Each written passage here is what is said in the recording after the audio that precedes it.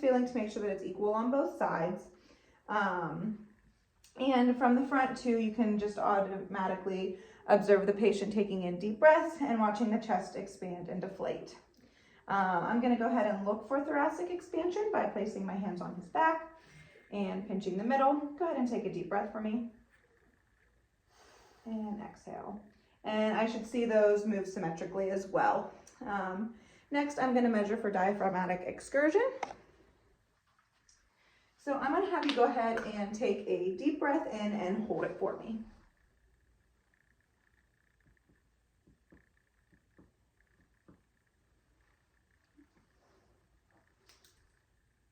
And breathe. Go ahead and take a couple breaths for me. We're going to do the same exact thing. I'm going to do it on the other side. So deep breath and hold.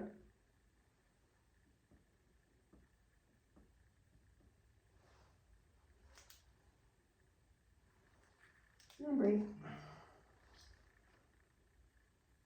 All right, and then I'm going to have you take a couple breaths, catch your breath, and when you're ready, go ahead and take a deep breath, exhale fully, and hold.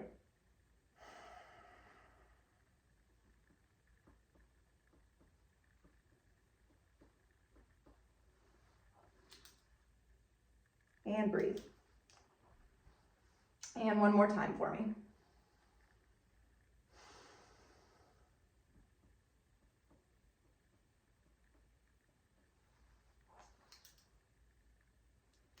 And then I'm going to go ahead and measure the distance in those in centimeters.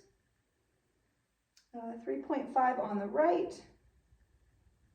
And about 3.5 on, well, closer to 4 on the left, which can be normal. So that's the diaphragmatic excursion. I'm going to go ahead and auscultate the breath sounds. Go ahead and take a deep breath. And again.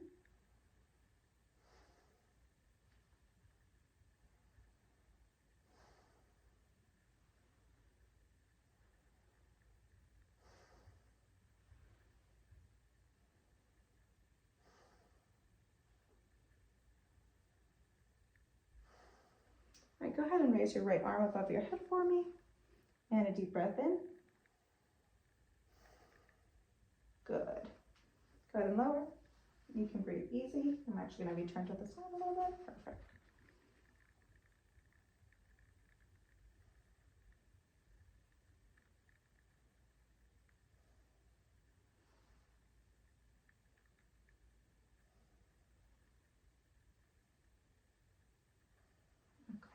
And same thing with this arm. Go ahead and lift to the sky for me. And a deep breath. Good. Okay. Now I'm going to have you go ahead and this time we'll switch it up and I'll have you say 99 and I just want to listen. Go ahead. 99. 99. 99. 99. 99. 99. And that is symmetrical throughout. All right, you can go ahead and face forward for me. And I'm going to go ahead and continue first with palpation of the chest. So I'm just palpating over the aortic.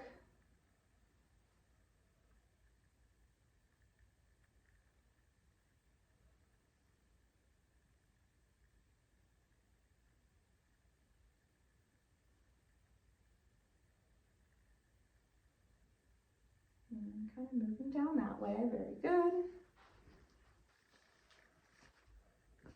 Okay. So I'm going to start and I'm going to listen to those areas with my diaphragm first, and then I'm going to follow it up with my bell. The diaphragm will just be for normal heart sounds, and then the bell is going to be to listen for any heart murmurs. So I'm going to start with the apical pulse over here on the right sternal border and the second intercostal space. And I'm also going to have the patient lean forward for me. Good, and back. I don't know why I can't remember this right now. Okay, pulmonic, aortic over to the pulmonic, which is going to be on the left side, sternal border, second intercostal space, down to Erb's point, and the tricuspid valve, followed by the mitral valve, which will be at the fifth intercostal space, midclavicular line. Okay, and I don't hear any adventitious heart sounds, just S1 and S2. Now I'm going to listen with my bell, which can sometimes bring out a murmur as well.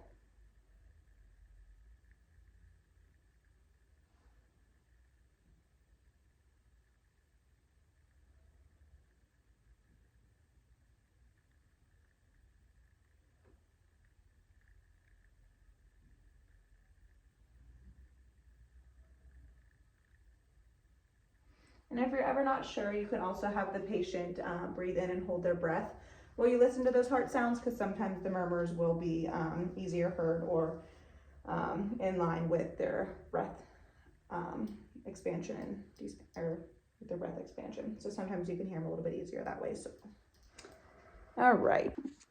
Okay, so now we are moving on to the abdominal assessment.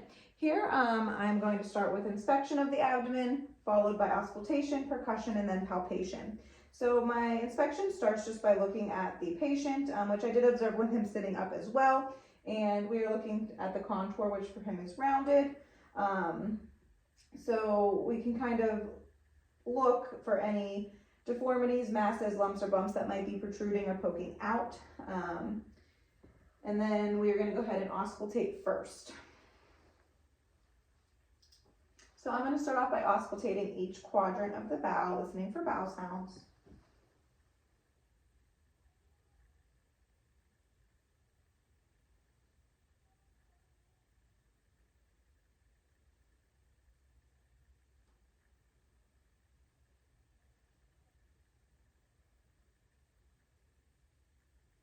I'm going to go ahead and auscultate the aortic artery. I will be auscultating the iliac arteries.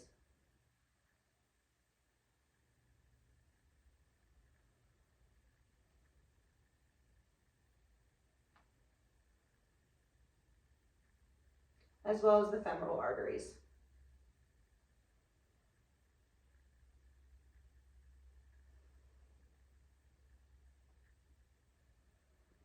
I'm going to repeat that process with the bell of the stethoscope to listen for any bruits.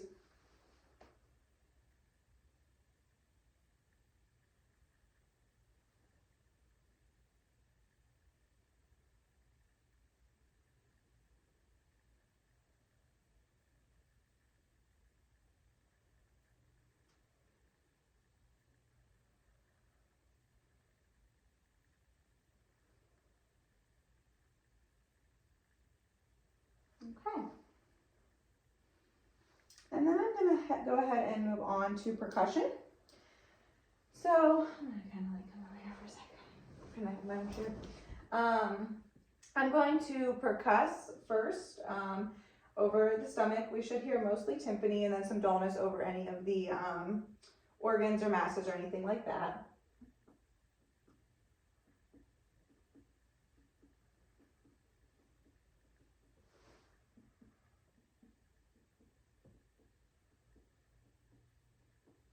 Okay, I am going to go ahead and grab my measuring tape, and I'm going to go ahead and percuss the, actually, I'm going to pull this chair.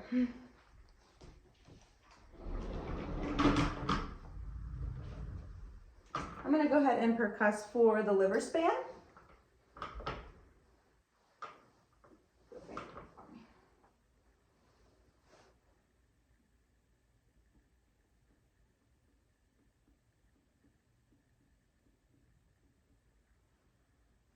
And I am at the right midclavicular line. Go ahead and take a deep breath in. Perfect. Good.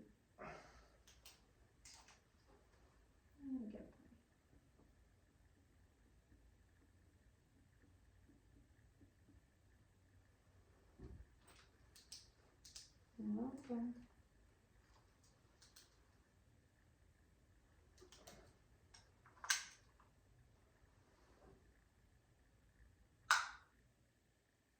And a normal liver span is about 6 millimeters. I'm sorry, 6 centimeters, which is just spot on. And then I'm going to go ahead and move on to palpation. So I start with just a light palpation first. Any tenderness. And you kind of want to move your way up into kind of like a middle palpation before you get to deeper, as some patients may be sensitive. So the deeper palpation and mid palpation, I should start to be able to feel if there's any masses or lumps in the abdomen. Any pain with that?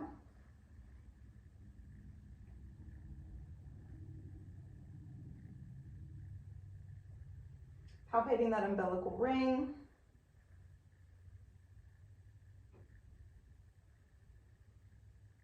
Okay, great.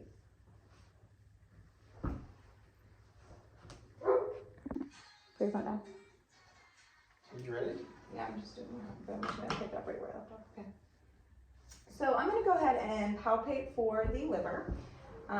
So a lot of times it's easiest if you put your hand behind to push the liver up and displace it. And if the patient takes a deep breath in, sometimes you can feel the tip of it underneath of their rib cage there. Okay. And then same thing on the other side for the spleen.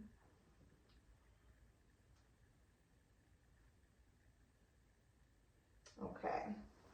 And upon deep palpation, I did not feel any enlarged kidneys or the gallbladder while doing that. So I'm going to go ahead and have the patient sit up and kind of just put your knees that way. And I'm going to go ahead and percuss at the costovertebral angles and see if there's any kidney tenderness.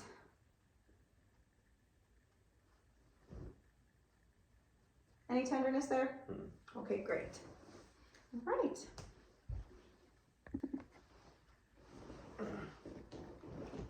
Read that? Oh, you like that? Yeah, I'll start it. I'll let you pop it. Okay. So we're going to go ahead and inspect some of the vasculature, the vascular system. I keep grabbing my wrong pen. So I'm going to look for jugular vein distension here, and go ahead and move up kind of more in like a reclined position first for me. So here I'm just looking for any distension. Those jugular veins, go ahead and kind of rest your head back, pretend we're in a chair. Perfect. And I don't see any distension here. Another position that we would do is have the patient lie completely flat or have the patient sit all the way up. Go ahead and sit all the way up for me.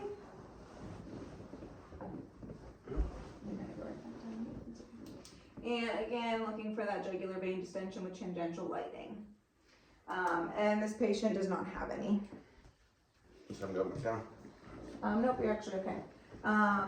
So what I'm going to do next is I am going to be assessing some of the neurosystem. So I just want you to go ahead and make a very squinted frowny face at me. And then squint your eyebrows. And then a big happy face and smile. And can you stick your tongue out? And can you move it up and down and side to side? Perfect. Okay. I am also looking as far as vasculature goes.